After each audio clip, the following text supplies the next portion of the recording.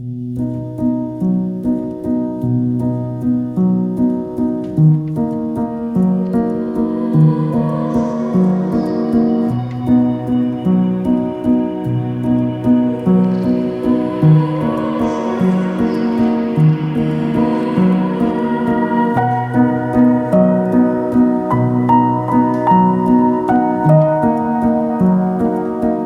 Pamela and I'm an artist. I primarily work in oil paints and I live and work here in Worcester, Massachusetts.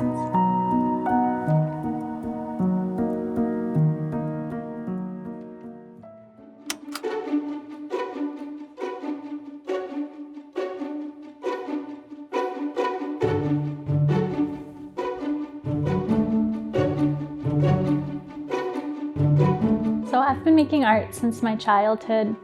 It was really a way for me to communicate and to express a lot of what was going on inside of me and how I was processing the world. I was very shy and introverted growing up, and I always felt like I had a lot going on under the surface that I just didn't know how to connect or express with other people around. So art was a way for me to put that on to canvas or whatever medium I was using at the time and just share that with the world. I'd always been artistic, but in high school, it meant a lot more to me.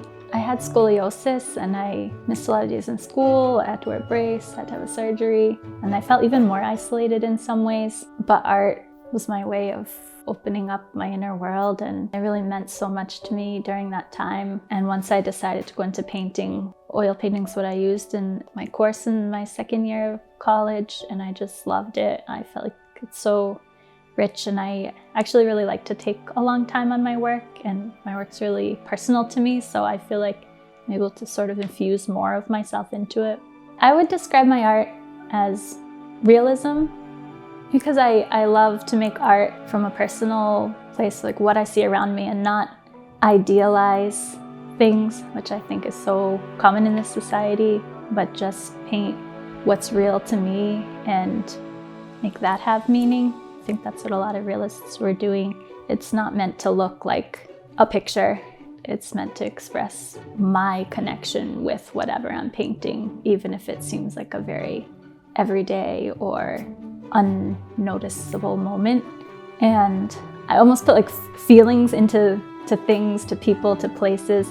My art is all about connecting with the world around me, but I never think about the audience when I'm first making a piece, because I feel like that will sort of dilute its authenticity and change maybe its message. So much in life we're thinking about, how are other people going to perceive this? How are they going to perceive us, what we say, what we look like, what we present to the world? So when I'm in the studio and I'm creating something, I try to block all of that out and paint what's really, really true to me and what I want to spend time with. And I've found that by doing that, once it's ready to be presented to the world, I'm sharing something from myself, and people are able to easily connect with that. And more recently, I've gotten into public art. I love painting alone, and I think I almost had this fear of someone seeing me in the creation process. But I had an opportunity shortly after I moved to Worcester to paint a mural for a mural festival, and I didn't know if I could do it, but I knew I shouldn't turn it down. And I painted the largest work I've ever painted on the side of a school, and I just loved being able to have people from the community come and see my work, see me creating the work, be able to interact with people in a much different way than I used to be able to. So I've been painting seriously for about 11 years. I think as an artist, it can be dangerous to think you've found yourself, or you've arrived, or you've decided on something you want to say or a point of view.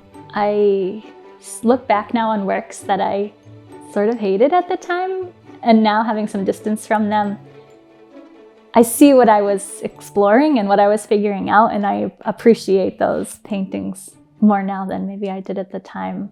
I'm excited to see in another 10 years, how much more my style has evolved.